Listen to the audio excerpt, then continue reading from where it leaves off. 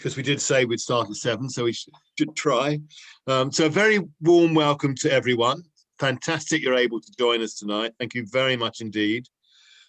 We are recording this webinar and it will be available on YouTube. If you go to our website, there'll be more details on the website. During the talks themselves, please do ask any questions using the questions and answer function below. So if you look at the very bottom of your PC, laptop, tablet, whatever it might be, something that says Q&A. So if you put any questions you have there, and just, if you can, say who the question is for, or if it's for anybody. I just mentioned before that we won't be using the raise your hand function.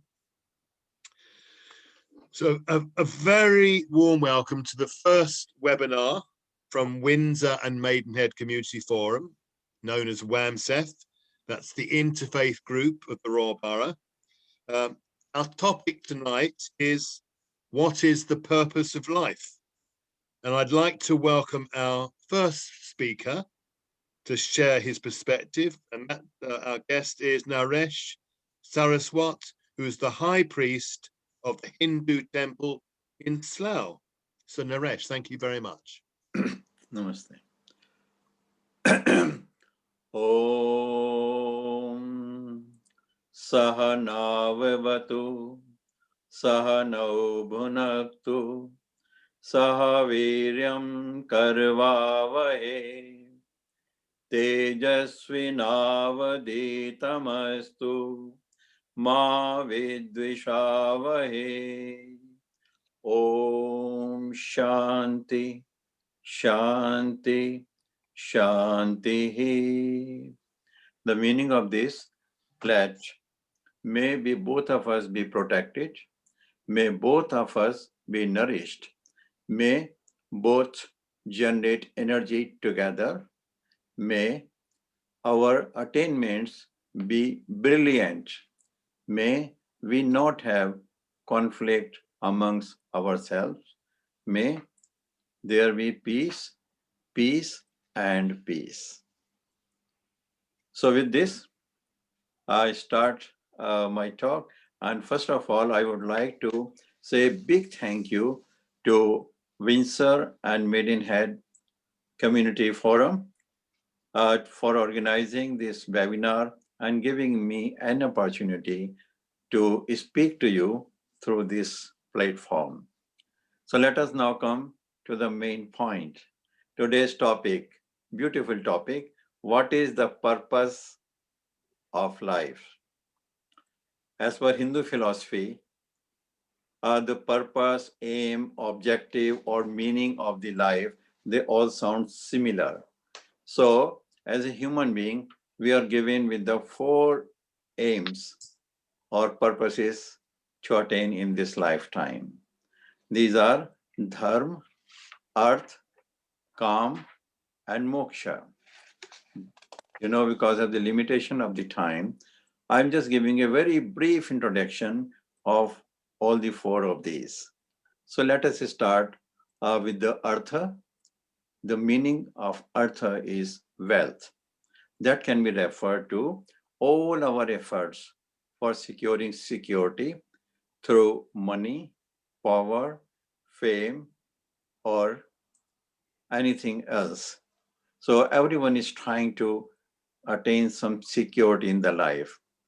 Then comes the kama, means the pleasure. This can include all our desires, likes and dislikes, all forms of the pleasure, including the sensual pleasure or pleasure from the music, from food, or from sex. And next one comes the dharma. Dharma, righteousness. And that can relate to the religious ethics.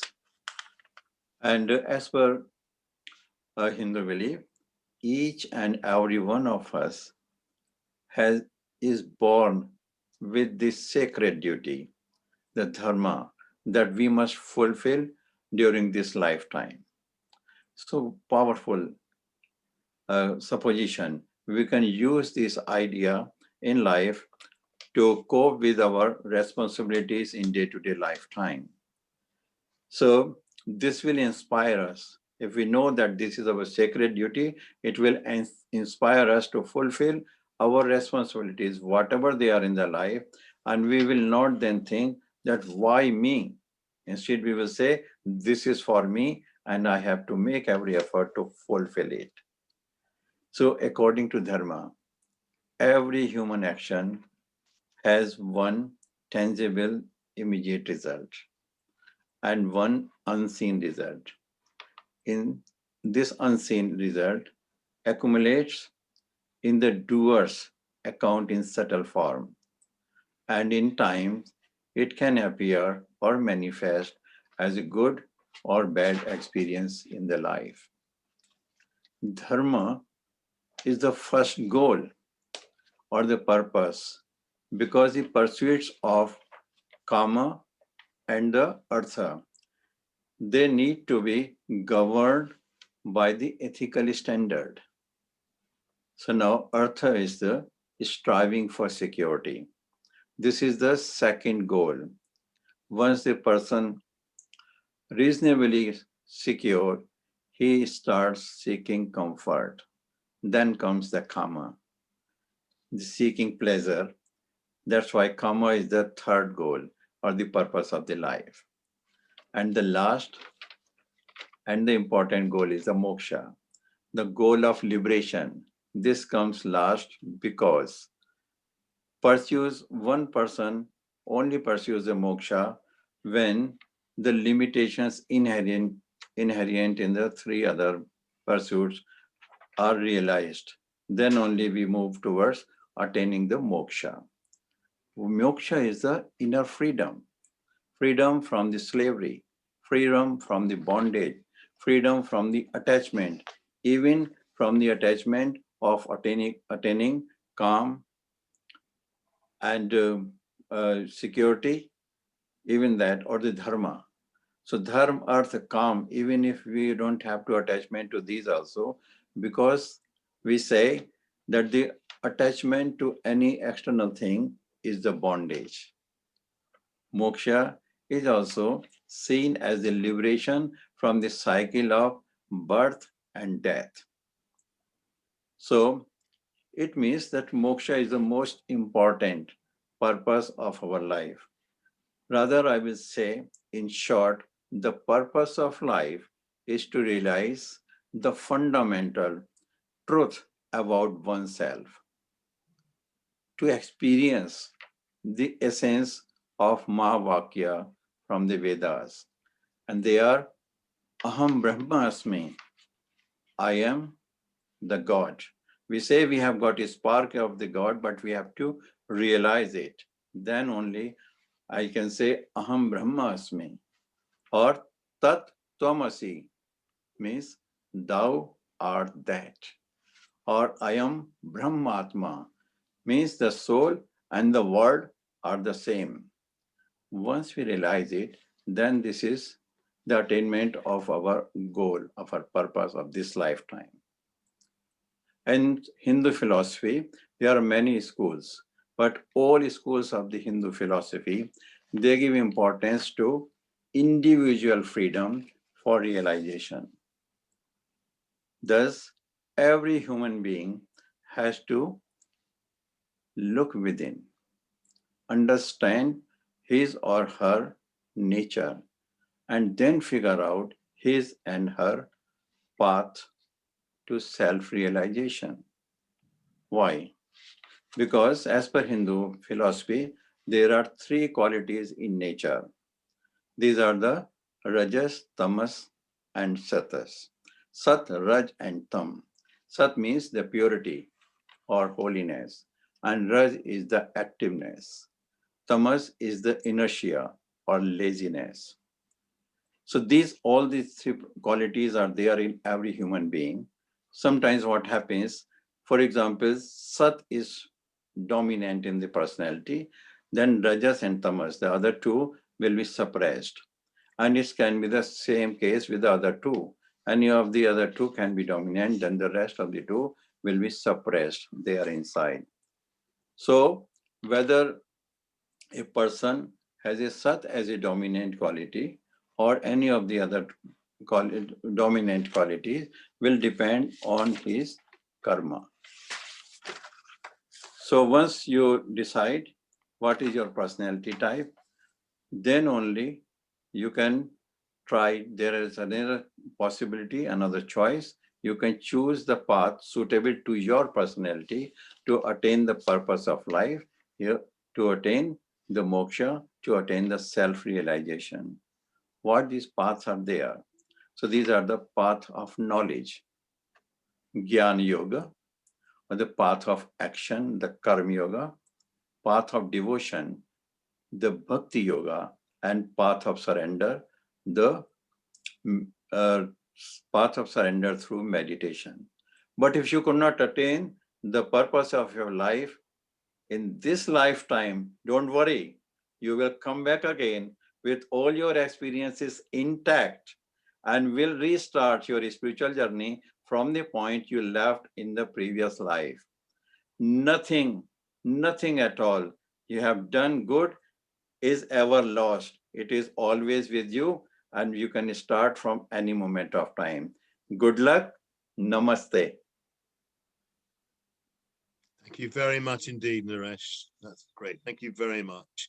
So just to ask once again, if you have any questions you want to ask Naresh or the other speakers, please do write them in the Q&A box below.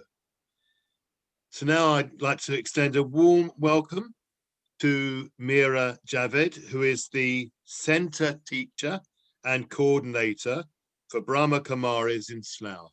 Meera, thank you very much. Thank you, Paul, and a very good evening to everyone. I'll start by saying Om Shanti. It's a greeting of the Brahma Kumaris, and it reminds us of who we are. Om meaning I am, and Shanti meaning peace. So, if anything, I would say the purpose of life is to find that peace within me and be able to live by that truth that I am a being of peace. Now, of course, sometimes we know what we want and we want to attain, but how do I do it? And I was thinking about this subject, and for me, it was three parts really. You know, the first part is what is the purpose of life? And looking at my own life's journey, I realized that I actually had to also discover how to find it, because sometimes we may know what we want or not know, but how do I actually find it? And then the third part for me on this journey, and still remains, is how to deepen that which I find so that I can actually live it. And if you ask anyone, I think, in life, what's the purpose of your life? I feel underlying every endeavor that we make in life is that we want to be happy. I don't think there's anyone who would say, well, I'm doing this because, you know, I just want it for itself. But everything that we attain or strive for in life, at the end, we want to feel happy. We want to feel satisfied with our life. We want to feel a sense of achievement, contentment. And what we really don't like to experience, but we all do at some point and have done, is when we feel that we're lost, or we have regrets, or we feel our life is unfulfilled. So I think the real purpose, firstly, we have life. We can't say, well, why am I here? I am here. But then the purpose then is, I feel, to attain the highest sense of self-realization. As Panditji also said, you know, the highest thing is to know yourself. Because if I don't know my real self, true self, I will always be dissatisfied in life. So for Brahma Kumaris, when I came to this path, I did want to know higher things. You know, if you ask a small child, what's the purpose of your life? Well, it's just to eat and drink and, you know, get presents. And so I think there are limited purposes as well, which we have. And the purpose of our life can change and evolve, and it always is, as we grow. You know, what I wanted when I was a child changes when I become um, a younger person, and then an adult, and then in old age, and all this can change as well. You know, I think, well, it's not my purpose anymore. That's not what I want. So there are limited achievements to fulfill purposes, but for spiritual awakening, there are higher purposes, and the purpose really for me is to know who I am very, very well, because today we're seeing, you know, there's a lot, we're in these strange times where we don't know what's happening. There's a lot of uncertainty. And when there is uncertainty in life, then I need to be able to link in to that which is certain and that which is true and unchangeable. And, you know, they say that the only real certainty about anything you can have about life is that it's going to change. Change is a definite thing, and we often don't like change. So to understand what you are, who you are, and then to be able to live by that discovery, I feel helps a person to fulfill their purpose in life. So for Raj Yogis, which is what we call ourselves, the practice of Raj Yoga is what we practice, is to discover the innate and unchangeable truth of the soul. And the soul is what we all are, living, you know, not a non-physical being in a physical body, but we are non-physical. And so my innate qualities, this is what I need to touch base with. And when I discover these innate qualities, which are unchanging about myself, it helps to really ground me and stabilize me. And with the practice of meditation, I discover that in actual fact, all the grounding qualities I need are already within me. And that is because I am innately a being of peace. And peace is not something outside of myself, but it's actually within me. So whatever's happening in the world, I can still be peaceful, and I can still feel joy and love, even when there is so much evil happening in the world, or violence and things I can't understand. So I would say the highest purpose is to discover my true qualities. Now, how do I do that? Well, for us, there's another very important part to knowing myself and fulfilling my purpose in life. And that is to understand that there is a higher source outside of myself, a higher being. Some will call that being a source or a force or an energy or God. Doesn't really matter what name you give to it, but to understand that there is this fixed and stable, constant source of power that I can link into. And for me, that has fulfilled more my purpose in life, to know who I am and to know what my deep connection is with the highest source who reflects to me my goodness and my perfection. That helps me to fulfill my purpose of living a life which is free from sorrow. Now, Naresh Bhai mentioned Moksha, which is, you know, going beyond, free from this world of action and free from the cycle. And in Raj Yoga with Brahma Kumaris, we aim to achieve that feeling, experience of liberation whilst alive. So whilst I'm in this body, to be able to experience being free from the effects of the ups and downs of life, I think that's a huge purpose and something really worth going after. because nobody likes to feel they're being pulled by circumstances and events, and we're not in control of our feelings and our emotions. So this connection with my inner self and my inner qualities, that grounds me. And then secondly, when I connect with the supreme source of all that goodness, then it's a feeling of great safety, and a great feeling of belonging, and fear is removed. And I think fear is a huge killer, for spiritual experience, high spiritual experiences. And so fear is eliminated when I realize that I'm an eternal being. As Naresh Bhai said, we too also experience this, that I'm here, but because I'm an eternal and immortal being of energy, I can never be destroyed, and I live forever. So if you think about it, if I live forever, it would be good to get to know myself and like myself, because I can't run away from myself. So I think these purposes are very important. And I feel when you feel that, connection with your real self, and you feel good about yourself, then another higher purpose automatically becomes fulfilled. And that is that I'm able to extend that out to my brothers and sisters in the world. I'm able to take that peace and take that joy to others. And that's a huge sense of self-worth. I mean, I find that in itself a wonderful thing to be able to do, just to uplift somebody with a smile, or uplift someone with just the way you behave.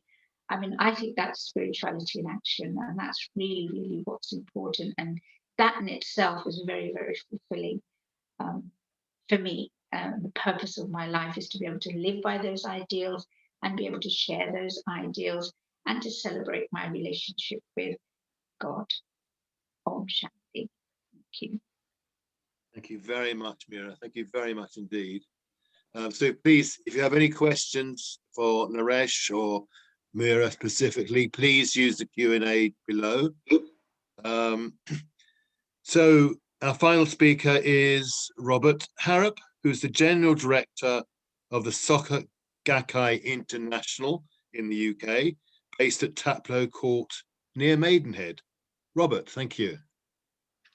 Thank you, Paul. Thank you very much for the invitation to be part of this event. And we look forward to inviting all of the people involved in the Windsor Maidenhead Community Forum back to Taplow Court as soon as that's possible to do so. But I'm delighted to be part of this event this evening. And thanks to Naresh and Mira for your presentation so far. So I'm going to talk generally about the Buddhist view of this question, the purpose of life. What is the purpose of life? And of course, because there are many different schools and traditions of Buddhism, I'll also talk particularly about the Nichiren tradition that we in the SGI, Soccer Gakkai, that we practice too. So Buddhism started about 2,500 years ago because a young man wanted to answer the question about why human beings suffer. Why is life unsatisfactory? Why are there problems, challenges, and difficulties in life? And he particularly identified 4 processes of life that can lead to suffering. So he saw that the moment we're born, we are prone to the potential for suffering. We grow older, so aging can be a cause for suffering. We're likely to get ill at some point, and the people that we love and who are close to us are likely to get ill at some point. And the thing that we all inevitably face is the question that at some point our lives, our mortal lives, are going to come to an end. We're going to die. So he saw these 4 elements, these 4 stages: birth, aging, old age, and then sickness and death as the main the challenges of life. So this young man, Siddhartha Gautama, was a royal prince by tradition, we say that, and he decided to leave his comfortable life because he wanted to answer the question, why do human beings suffer? What's the cause of that suffering? And what can we do not just to have lives of no suffering, but to lead really fulfilled and happy lives? I recently read a quote from Plato, which says that Plato said, true philosophers are always engaged in the practice of dying. And I think, while we are alive, we're preparing ourselves so that we can lead the most fulfilled lives, and that we can, at the point when this life comes to an end, we can feel in those last moments that we have lived a happy and fulfilled life. So this young man, Siddhartha Gautama, became the Buddha, and Buddha is a Sanskrit word which literally means awake. He became awake, or the Buddha, at the point where he deeply understood, in the deepest recesses of his life, the profound things which he would then go on to teach for around the next 50 years of his life. He understood the rhythm of life. He understood that all is change, nothing is constant. He understood the interconnectedness of all things. He understood the relationship between us and human beings and our environment, the planet, the place we find ourselves in, and our relationship with nature. He understood that when we are aware of our own inner potential, then we can respond to life very, very differently. So the early teachings of Buddhism were this recognition that life is full of suffering. Suffering is often caused because we desire things, we want things which are inherently transitory, but we can end suffering. And the process that the Buddha was teaching was that the way that he was teaching would provide a way to end a response to these things, these natural things that happen in life that would result in suffering. So as Buddhism spread across Asia, and it traveled often following the Silk Road, the trading route that runs across Asia, many different schools of Buddhism, many different traditions developed. And as I said, in the SGI, we practice a particular tradition which has its roots and developed in Japan in the 13th century. And the founder of our tradition is a man called Nichiren. And in the Nichiren tradition, we look very much at how human beings respond to things. And to echo what I said earlier, it's not just about not having suffering in our lives, but it's about living the most fulfilled life that we possibly can. So, and also in harmony with our environment, and to make sure that whatever we do creates value for not only for ourselves, but for other people. So in the Nichiren Buddhism tradition, the purpose of life is about happiness. This is a word we've heard already this evening.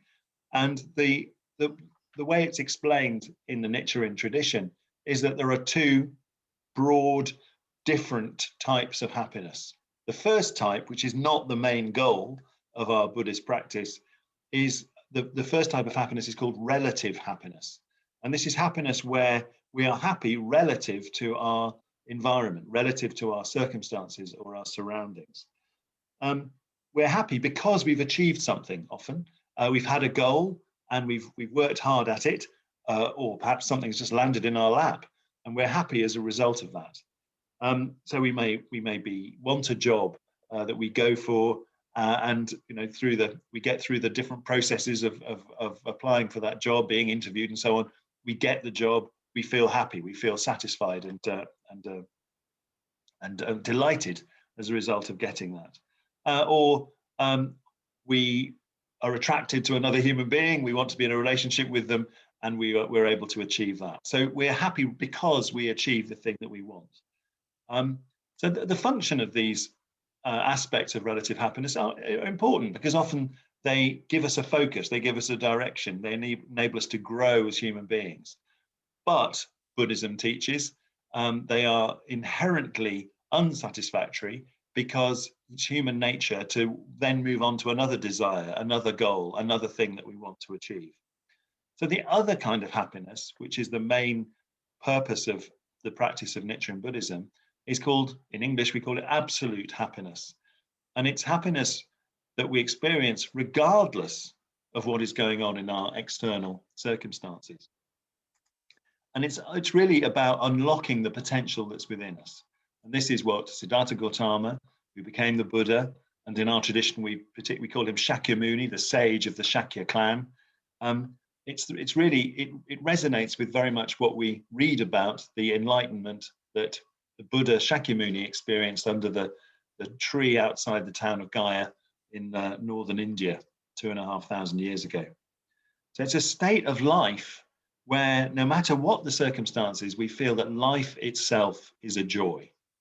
And it enables us to change the karmic tendencies, which perhaps cause us suffering or cause other people to suffer. That we can turn negative situations into something positive. We have a phrase to turn poison into medicine.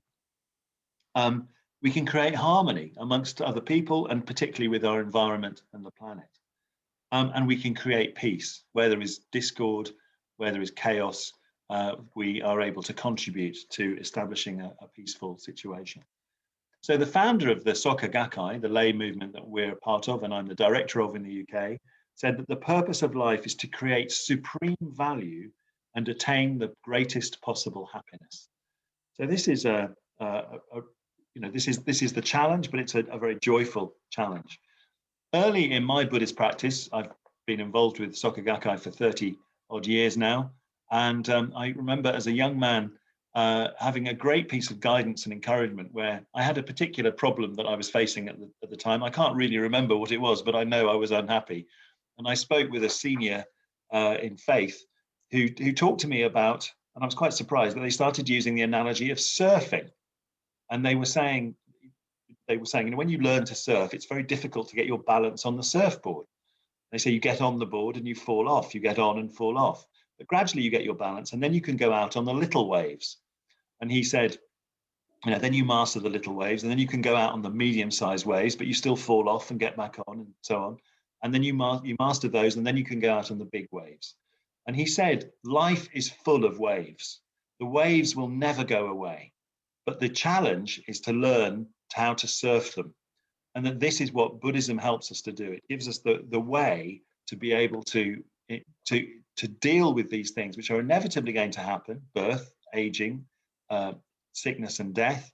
But through developing our inner life state, we're able to experience them and experience them in a positive way. We establish what we call the treasures of the heart.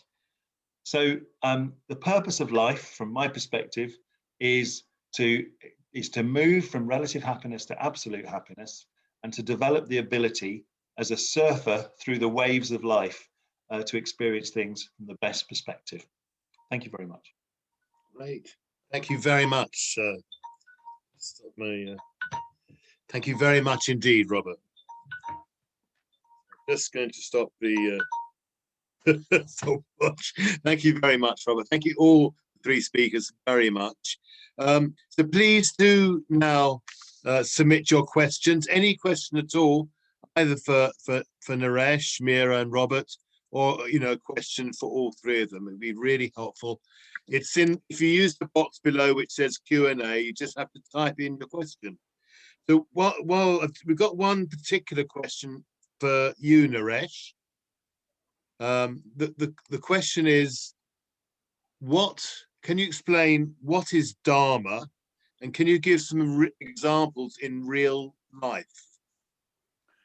Okay. As I told us that Dharma can be our sacred duty. Why we have come over here in this particular family, in this country, in this neighborhood. So it is all dependent on our past karma. Because of our past karma, we are here and progressing in the life, doing something, whatever we are facing in the life, maybe not a negative way. So like as a mother, as a child, as a parent, father, or doing some job, doing some business, many times what we notice around us, we feel that if I am not happy in this particular situation, I say, why it has given to me. So that is the sacred duty given to me, depending on my past karma. That is my dharma at that time. So dharma is the duty given to me to pursue the life. And if I understand that, like one lady came to the temple, and very enlightening story, and she was holding a disabled child with her. And I asked her, how do you feel about this, having a disabled child? And she said, when we were young, we used to go help disabled kids outside our houses. And now I am married, and suddenly I found one of my child is disabled. Then instead of feeling negative about that, she said, God has given me this duty. So this is my dharma, to look after a disabled child. So when we say this sort of, that gives a real inspiration to live in every situation of the life, whatever it is. So that is dharma. Hope Great. this answers your question. That's thank you very much indeed, Naresh. Thank you. That's very good. So another question for Mira, well, for Mira and probably from Robert as well. The very simple question, Mira: is life a gift or a punishment? Life is, it depends how you've been seeing it all this time. Until we realize that I am the master, I have choices in my life, and I can choose to live it the way I want. I have choices, even though sometimes I may think I don't, then I think it's a punishment. But actually, life is a gift. To have a gift and then to know how to look after it, to create positivity within myself, to choose to have positive perspectives. They say that what happens in your life, 10% of it is what you're given, which you don't have any control over, but 90% is your attitude. And when I am operating with a 90% attitude, then I can make it a gift, and it becomes a gift, just as we heard the beautiful example from Naresh Bhai. It's not what you're dealt, but how you deal with it and how you choose to see it. And as long as we learn from experiences, whether they've been negative or painful, if I can learn and grow from that, and then also inspire others, then my life becomes a huge gift, not just for myself, but for others as well. Great, thank you very much, Mira. I've got a different question for you, actually, Robert. Sorry, expecting that one. This question is: what is the main practice you do practically to become an experienced surfer on the waves of life?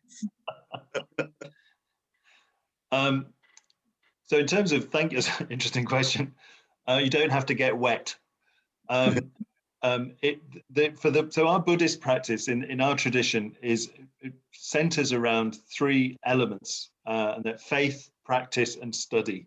And Nichiren, the founder of this tradition, talked in the 13th century in Japan about these three elements of faith, practice, and study.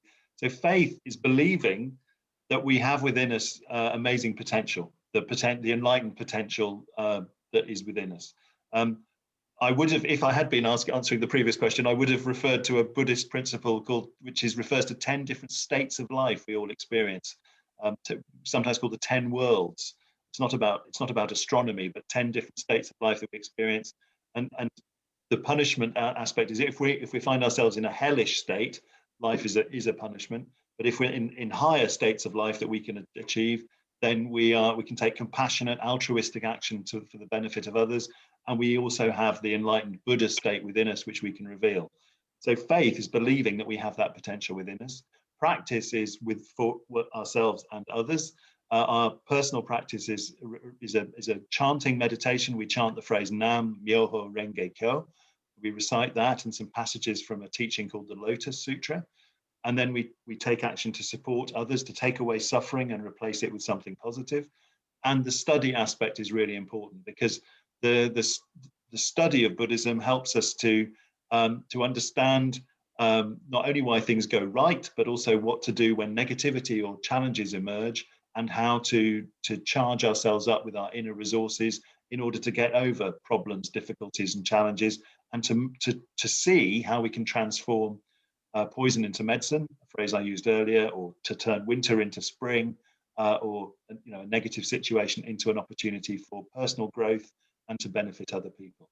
So those three elements of faith, practice, and study together help us to become good surfers in life. Great, thank you very much, Robert. I've got one now for you, Naresh. How do we get to know ourselves, our inner self? Okay.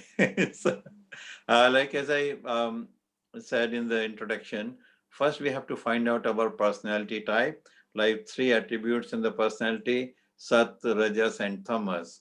So if I'm more predominantly a Sattvic one, so to go understand our inner self, I might go into meditation, just like Sister Brahma Kumaris do, and that will help me go deeper and deeper to know my inner self, know my latent nature.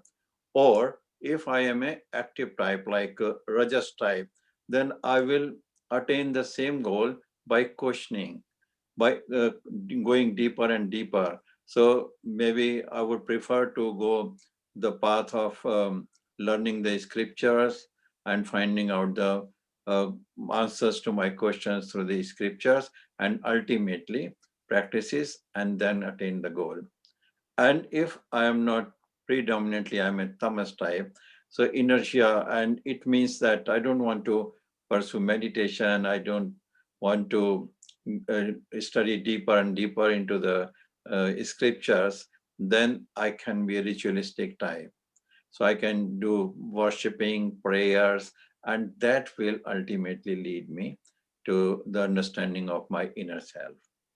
And all of this, the God has said, Krishna has said in Bhagavad Gita also, and it is in other scriptures also, that if you can't do any of this, just surrender yourself to the God, and he with completely, with full faith, and then you will see the path and you will realize yourself. Great, thank you very much indeed, Naresh. Miro, we've got the same question actually from 2 people. What kind of relationship do you have with the higher source? Or to put it another way, or how do we connect to the higher energy? It's kind of similar questions. Thank you. For me, my life from a very young age, I always knew, for me, I knew there was a God. There was never a question about is there, but the question was, where is he and what is he doing? and I had this desire to know God. Through meditation practice, and firstly understanding my own nature, realizing the truth of who I am as a soul, then I was actually taught how to connect with a higher source of energy. In fact, the picture behind me is a symbol to remind me that my true being is a state of, a point of energy, which we can't see with the eyes. But it's also the true state of the supreme source, just like we have the sun as a supreme source of physical energy. There is also a source which is a spiritual absolute energy. So through the practice of meditation, which is basically positive self-talk, you first connect with yourself and have the awareness of yourself as being this point of light, infinitesimal point of peace.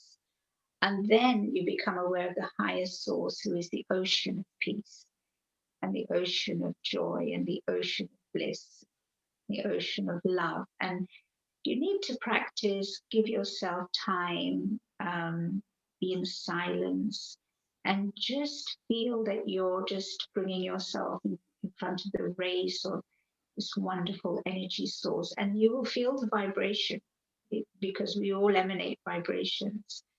And when you're in that place and you connect with this divine source, it's an ongoing thing. With anything, you have to, what you put into a relationship is what you get out. So the more time I spend getting to know this being, I begin to actually feel that relationship. And for me, it's a very real relationship. It's practically a connection in my life. So yes, and you can be taught how to have that connection. We do teach how to meditate and how to have yoga, because the word yoga is different to meditation. Yoga literally means to connect or to join. So how do I connect my own being, my thoughts, through my thoughts to this higher being? This is yoga. That's fantastic. Thank you very much, Mira. Thank you. Robert, question for yourself, please. How should we measure success?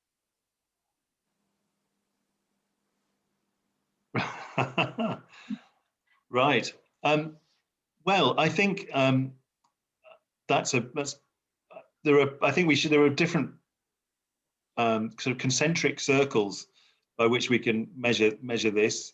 I think we can measure it in terms of a personal achievement about what our life, what we are doing in our life and what we do achieve in our life. I think that, but we live. Human beings are not independent. We live as part of communities, and a big global community. So I think there's what we're doing for ourselves to fulfill our talents, to achieve what we are. The things that we all have different particular attributes that we can polish and develop.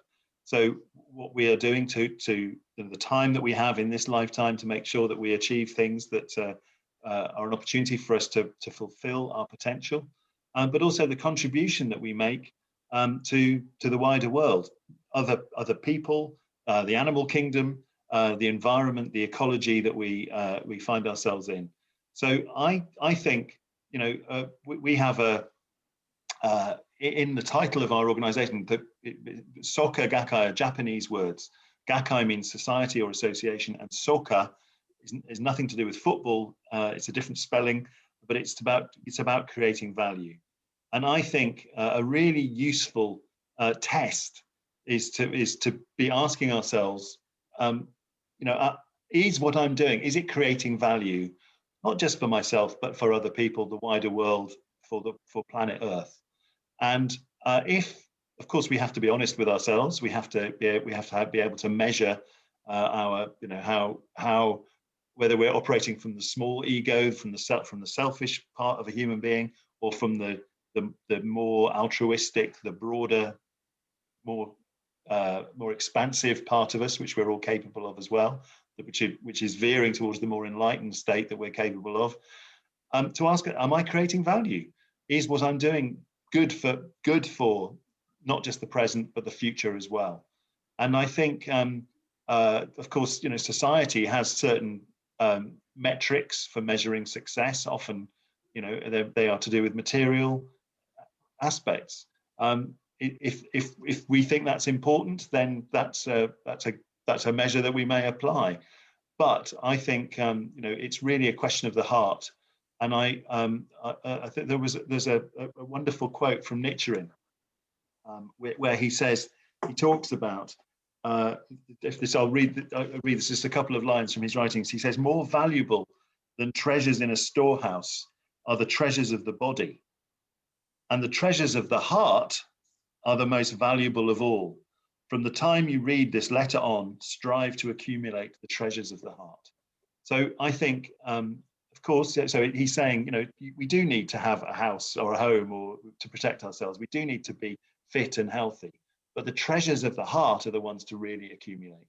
So I think, that to ask ourselves, are we creating value? And that doesn't mean economic value on its own. It's about these treasures of the heart and making sure that we are bringing joy and happiness and positivity to other people. So it's a subjective process, but a very, very important one. Great, thank you very much indeed, Robert. Naresh, a question for yourself. The discussion so far has focused mostly on our personal purpose in life. Does life have a purpose from a societal perspective? Do we as humankind have a purpose in life? Okay, thank you for the question. Like, what is society? Society is the collection of the individual being. So we all are together make a society or neighborhood. So basically, we say there has to be a very coherent society. A similar thing as Robert has said, the communion, collection of the people of like-minded people working towards the peace or whatever. So similarly, in Hindu faith, they actually impress upon individual achievement of self-realization. So one, if every individual is towards on that path, so the society as collective will be moving towards the same goal. So it doesn't mean that every member of the society has to, because we recognize that everyone is on the, every living being, rather we say that includes the animal kingdom also, and humans also. We all are on our spiritual goal, spiritual journey.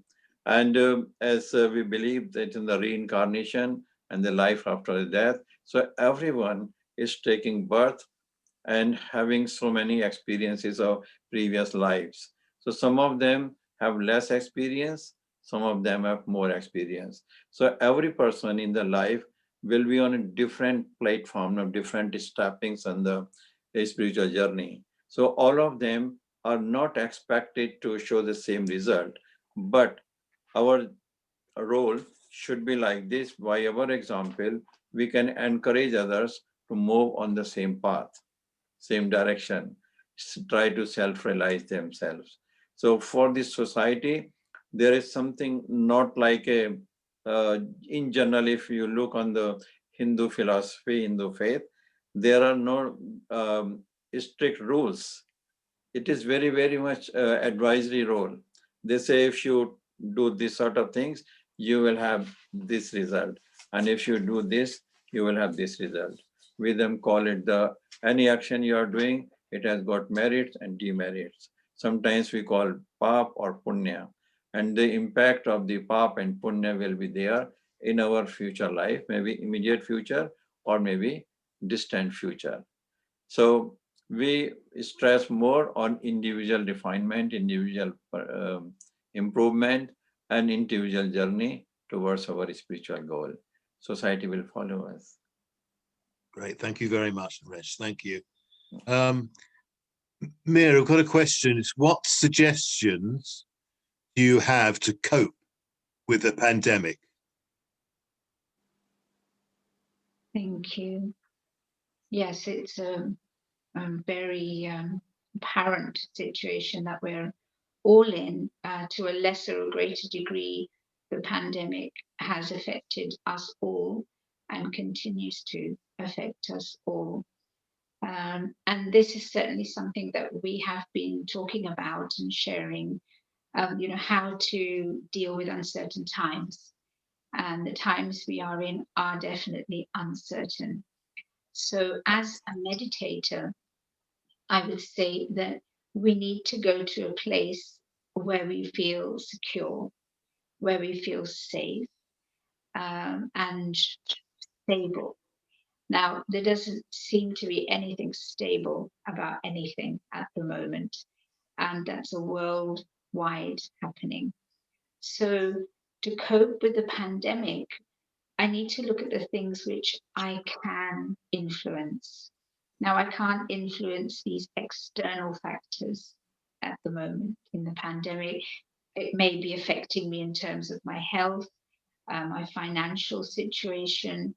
Certainly, it's affecting our interactions and relationships. How much can we mix? We can't.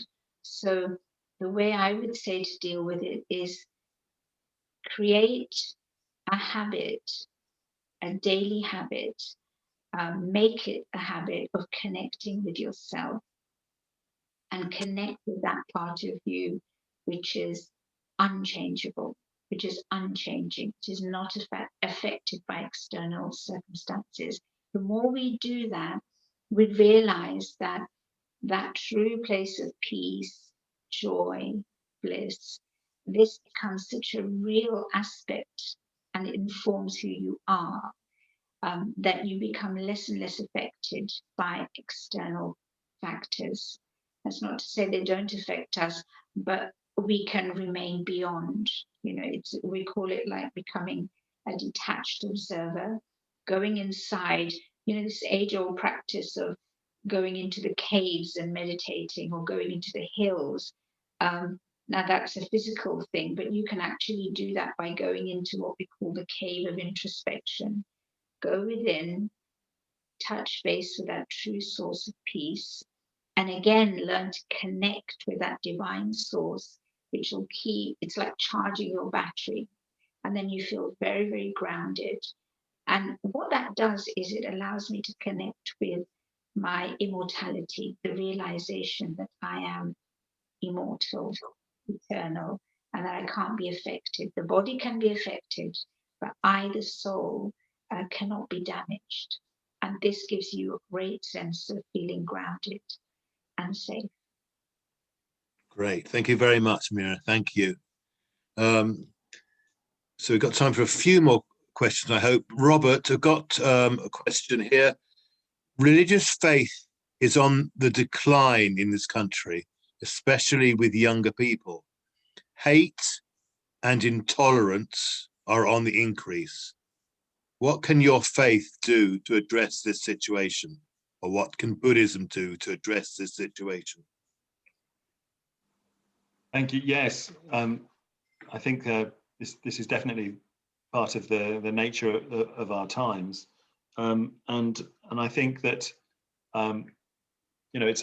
there's always two sides to the coin, and yes, hate and intolerance are visible, and particularly I think in a challenging time when there are economic challenges, there is the challenge of the pandemic, there are all of these issues, and I think the younger generations, millennials, are really finding this difficult because they don't have the security often of having a solid career or an established.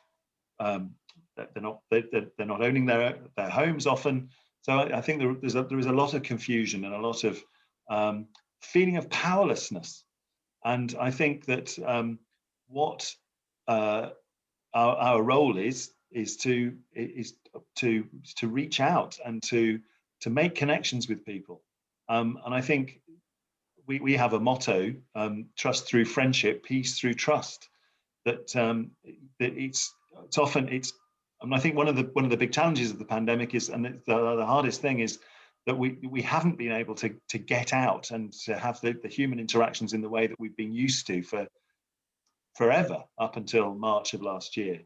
So I think the big challenge is to look for opportunities to make connections, to establish friendship, and to show that there is a really fulfilling life to be had based on the opposite of hate and intolerance, based on respect and a broad-minded view, and to give people the encouragement that a challenging situation can be transformed, which again is at the heart of Buddhist philosophy.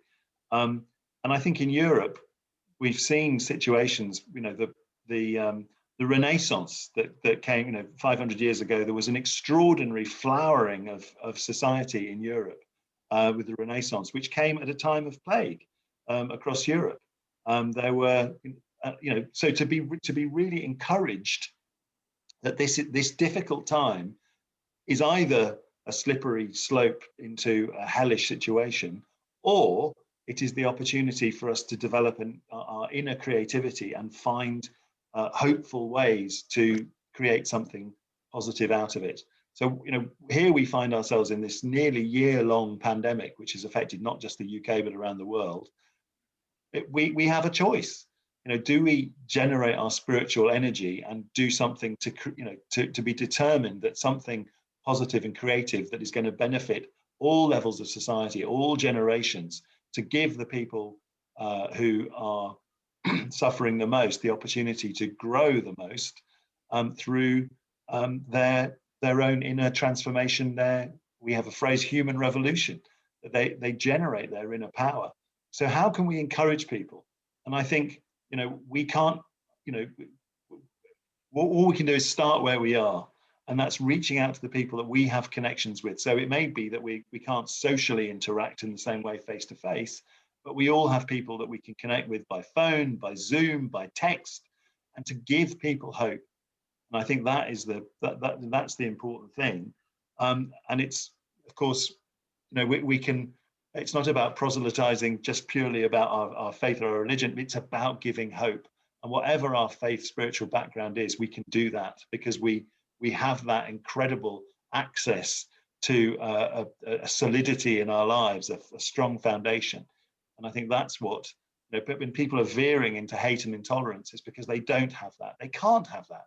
Otherwise, they wouldn't be taking on those negative attributes and letting them flourish in their lives. So we have to have the confidence that our stance is the antidote to what this is, and to share that and be hopeful and see that hope transmitted into the lives of those people who are currently living without hope. Thank you very much, Robert. Thank you. I've got time for a few more, I think.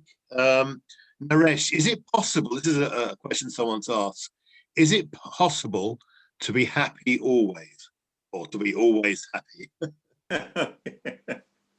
Yes, not happy. There is something more than happiness, and it is called the ananda, the feeling of joy. So it depends. When you do meditation, or many times if you are praying, or you are doing something very intense, for a few seconds, you might have, every one of us might have experienced that. For a few seconds or maybe longer time, you don't remember your body, you don't remember where you were, and that state of being a state of bliss or joyfulness, or that state we call the ananda.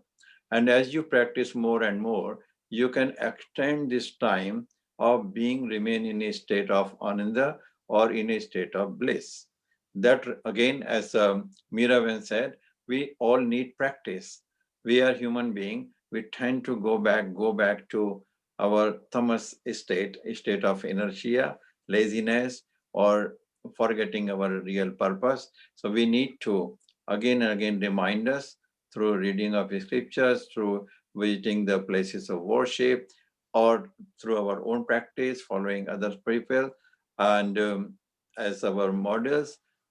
So more and more practice, you can have a longer period of time of bliss.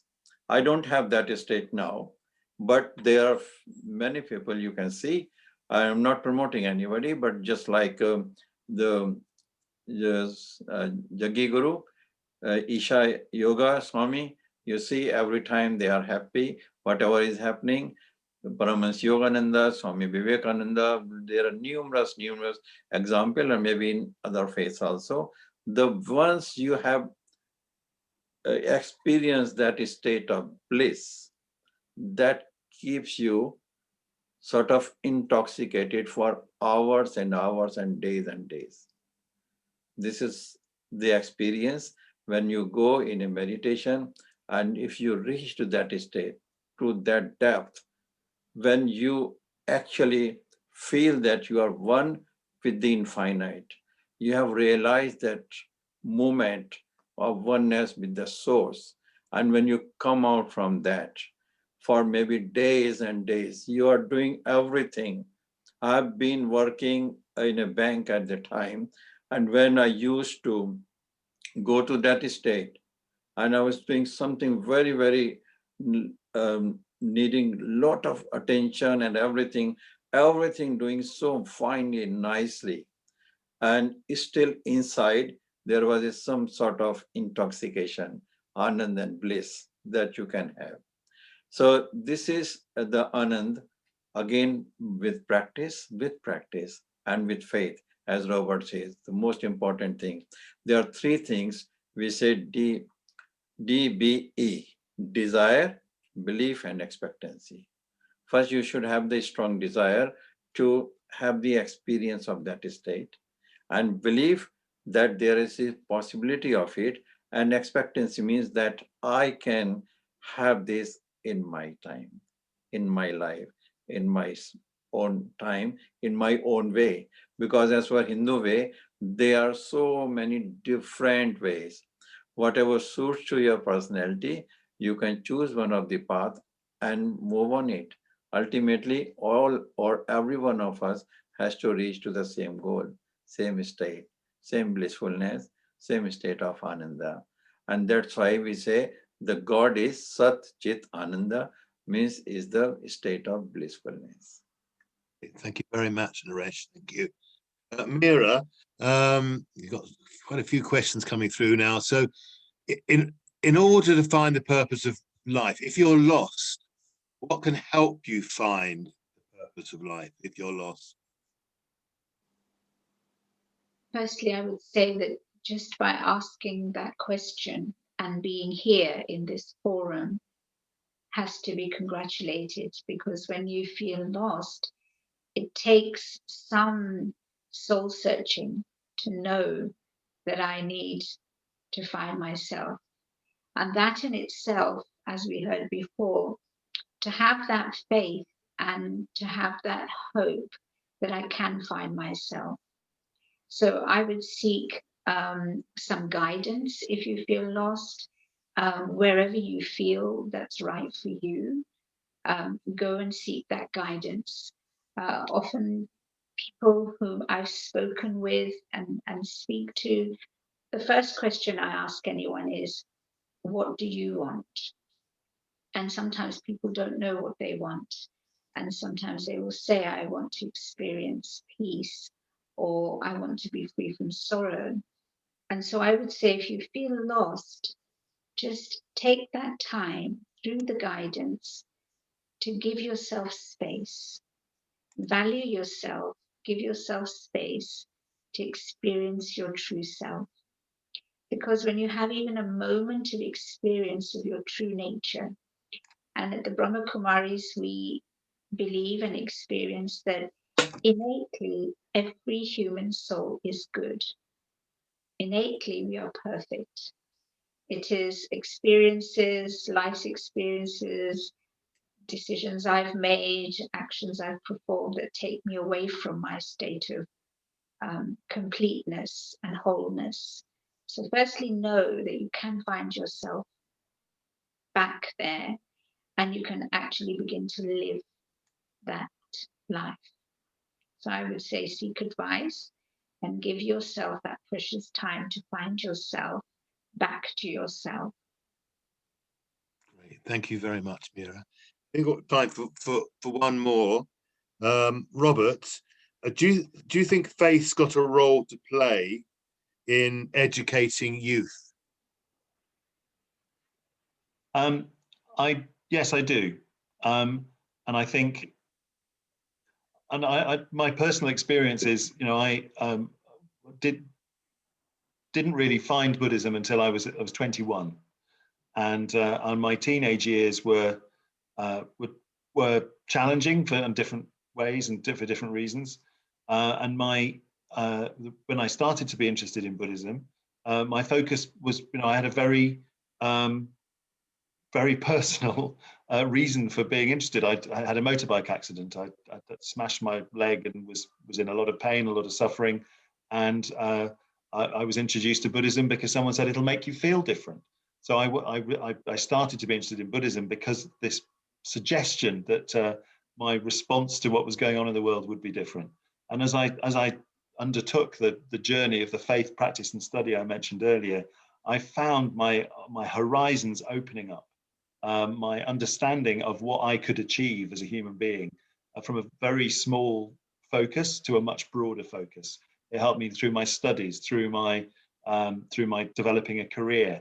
I had a career in the law for a number of years before I took on this particular role. So I can see my journey as a young man with a very, very small, narrow, selfish focus, seeing this completely open up my life. So my answer to the question is yes, I think faith does have something to offer young people, because I've seen how my life has expanded through my journey of faith. And I think that that we all have something incredible to offer. Echoing what I said earlier, hope being the most important thing, probably, that we can show people there is a different way to live, not based on the ego, not based on selfishness, not based just on immediate gratification, but on things that can make a contribution to the wider world, that can really help us all work together with like-minded individuals, like-minded organizations, like-minded faiths that want to work together in order to create a world where we can all benefit, and where the people who have the biggest challenges can be given the opportunity to learn what they can do to fulfill their potential. So I think the fact that the numbers of people appear to be declining is a great shame, but again, we need to be advocates of how amazing it is to live a life of faith where we can make a contribution not only for our own happiness, but also for the wider happiness of the people around us. Great, thank you very much, Robert. I'm afraid we've run out of time now, so thank you very, very much indeed. I'd just like to extend a big thank you to Nimi Johal for her tremendous efforts on getting to grips with Zoom webinar. She's a Microsoft Teams lady, so that was quite a stretch for her. It's fantastic. Thank you very much. And also Jashan for her great support. Thank you very much to the WAMSEF steering group for their support. To our speakers, of course, Naresh, Meera, Robert, you did a grand job. Thank you very, very much indeed. To all the attendees, we had nearly 80 people attending, which is fantastic. The next WAMSEF webinar will be on Wednesday, the 24th of February. The topic is what happens after we die. So the questions get as tough as they can. We'll hear from a Jewish, a Sikh, and a Baha'i perspective. So the details of tonight's recording will be on the WAMSEF website, www.wamsef.org. That's WAMCF. Just keep in touch with that website. But for now, goodbye, stay safe and well, and thank you very much. Thank you. Thank you. Thank you. Thank you too. Thank you. Thanks, everybody. Thank you. Thanks for coming. Okay.